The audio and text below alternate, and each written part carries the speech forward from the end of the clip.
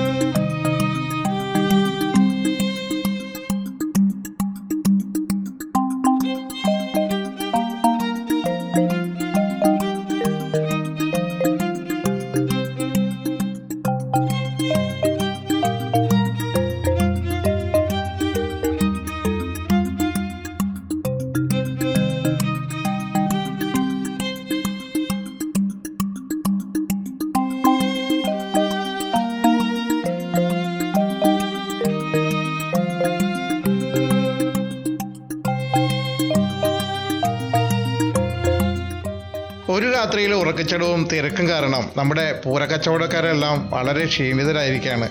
പൂരമെല്ലാം കഴിഞ്ഞെങ്കിലും ഇപ്പോഴും പല കടകളിലും ചെറിയ രീതിയിലുള്ള തിരക്കുണ്ട്. കൂടുതലും കളിപ്പാട്ടങ്ങളും മാല, വള, കമ്മൽ എന്നീ സ്ത്രീകൾക്ക് ആവശ്യമായ സാധനങ്ങൾ വിൽക്കുന്ന കടകളിലുമാണ് തിരക്കുള്ളത്.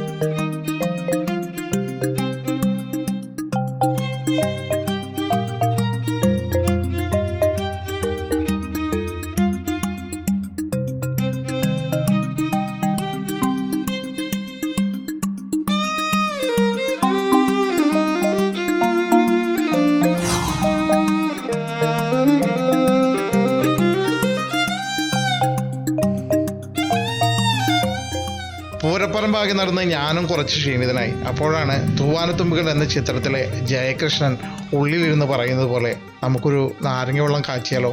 അങ്ങനെ തൊട്ടടുത്ത് കണ്ട സർബത്ത് കടയിൽ ഒരു നാരങ്ങ വെള്ളം കുടിക്കാൻ കയറി.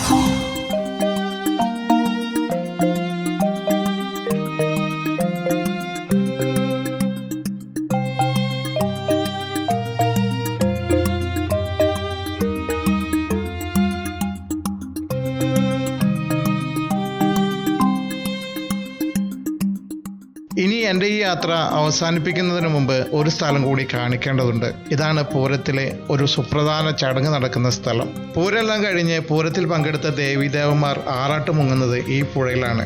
ശരിക്കും ആറാട്ടുപുഴ.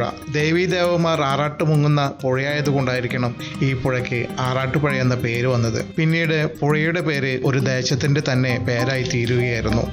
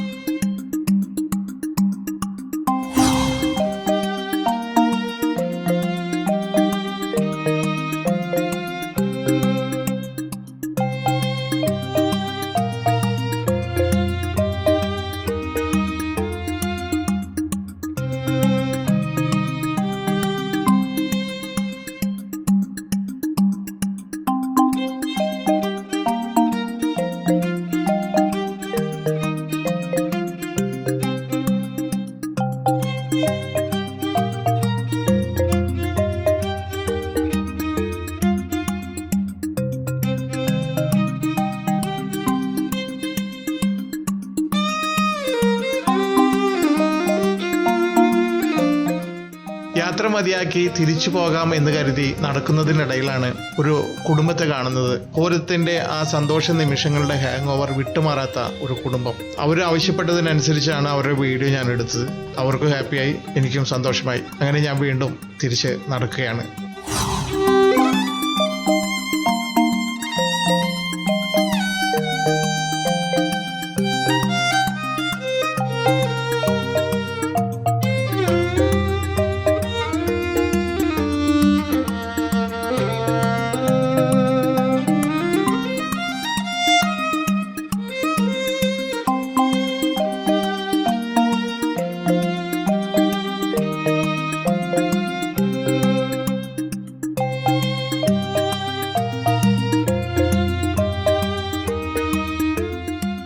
ഇന്നലെ പൊട്ടിത്തീർന്ന വെടിക്കെട്ടിന്റെ അവശിഷ്ടങ്ങളാണ് ഈ പാടത്ത് കാണുന്നത്. ഇന്ന് ആളൊഴിഞ്ഞ ഈ പൂരപ്പറമ്പിലൂടെ നടക്കുമ്പോൾ ഇന്നലെ രാത്രിയിലും ഇന്ന് പുലർച്ചെയുമായി കൊട്ടിത്തീർന്ന മേളങ്ങളുടെയും ആൾക്കൂട്ട ബഹളങ്ങളുടെയും ആരവങ്ങൾ ചെവിയിൽ മുഴങ്ങുന്നത് പോലെ തോന്നുന്നു. പൂരം അതൊരു വികാരമാണ്, ഒരു വലിയൊരു ആൾക്കൂട്ടത്തിന്റെ ആവേശമാണ്. ഇതാണ് ഇന്നലെ വരെ വൈദ്യുതി ശോഭയിൽ കുളിച്ചു നിന്നിരുന്ന നമ്മുടെ പന്തൽ. എൻ്റെ പിറകിൽ കാണുമ്പോൾ ഇത് കാണാൻ പറ്റും. അതാണ് നമ്മുടെ പന്തൽ, പൂരപ്പന്തൽ. അപ്പോൾ ഈ പൂര നഗരത്തിനോട് ഞാൻ വിട പറയുകയാണ്. ഈ പിന്നിൽ കാണുന്നത് ഇന്നലെ രാത്രി മുഴുവൻ വൈദ്യുതി പ്രഭയിൽ കുളിച്ചു നിന്ന നമ്മുടെ പൂരപ്പന്തലാണ്. ഈ വർഷത്തെ പൂരപ്പന്തൽ വളരെ മനോഹരമായിട്ടുണ്ട്. എല്ലാവർക്കും നന്ദി.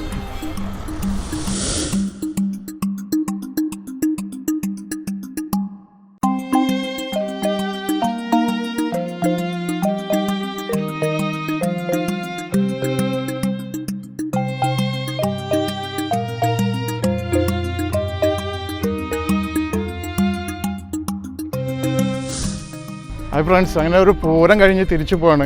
പൂരത്തിൻ്റെ ചില കാഴ്ചകൾ, പൂരത്തിൻ്റെ കാഴ്ചകളല്ല, പൂര പിറ്റേന്നുള്ള ചില കാഴ്ചകളാണ് നിങ്ങൾക്ക് കാണിച്ചു തന്നത്. എല്ലാവരും പൂരം റെക്കോർഡ് ചെയ്ത് കാണിക്കുന്നുണ്ട്. ഇഷ്ടംപോലെ യൂട്യൂബർമാരും ചാനലുകളൊക്കെ കാണിക്കുന്നുണ്ട്. അപ്പോൾ അതിൽ നിന്നൊക്കെ വ്യത്യസ്തമായിട്ട് ചെയ്യണമെന്ന് വിചാരിച്ചു. അതുകൊണ്ടാണ് വീഡിയോ. തൽക്കാലം ഗുഡ് ബൈ.